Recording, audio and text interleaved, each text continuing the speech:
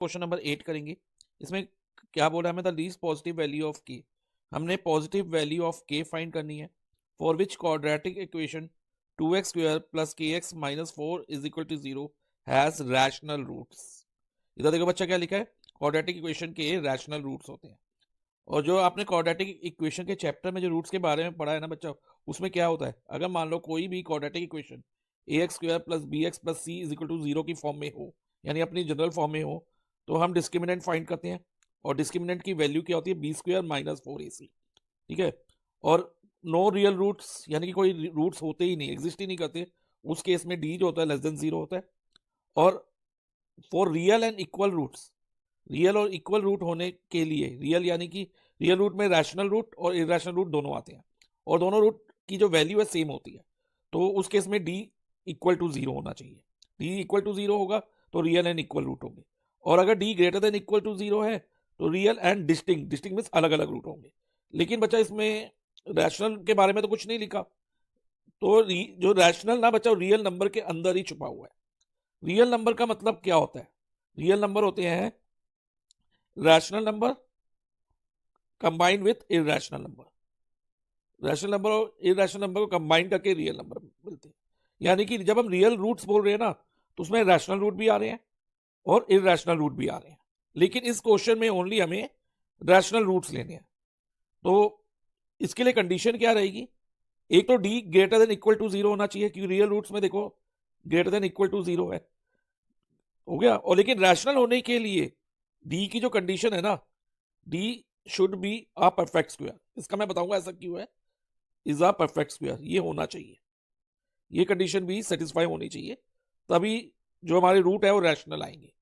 ऐसा क्यों है बच्चा, देखो जब हम डी निकालने के बाद एक्स की वैल्यू निकालते हैं तो हम एक फॉर्मूला यूज करते हैं minus B plus minus root D upon 2a वाला।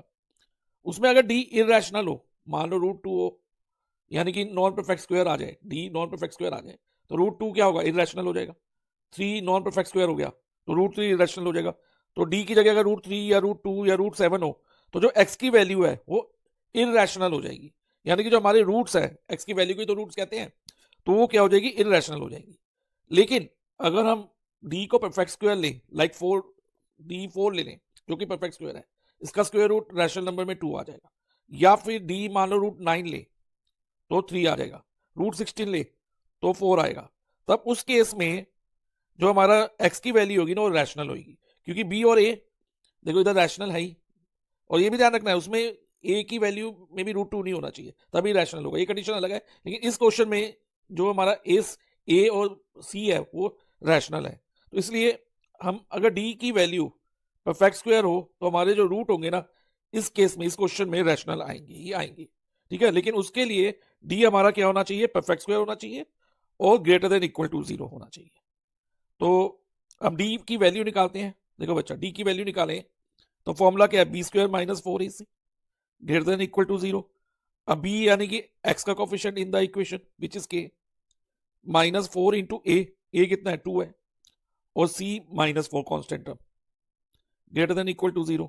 अब बच्चा के स्क्वायर को ऐसे लिखो और ये माइनस माइनस प्लस हो जाएगा, और 4 टू द 8, 8 4 द 32। अब बेटा हम क्या करेंगे, के की जो हमें वैल्यूज दे रखी है ना वो डालेंगे इसके अंदर, और देखेंगे कि जो डी है वो ग्रेटर देन इक्वल टू 0 रहे और परफेक्ट स्क्वायर आ जाए। ऐसे किस वैल्यू ऑफ के के लिए पॉसिबल है। और ध्यान रखना के की हमने ओनली पॉजिटिव वैल्यू लेनी है, क्वेश्चन में लिखा हुआ है के इज पॉजिटिव, तो के की वैल्यू जो होगी ग्रेटर देन 0 लेनी है हमें। ओके, तो इसमें बचा प्लस माइनस 2√2 है ए वाले ऑप्शन में, तो ये हम नहीं लेंगे क्योंकि नेगेटिव वैल्यू तो हमने लेनी नहीं। और सी में भी प्लस माइनस 2 है तो ये भी नहीं लेंगे।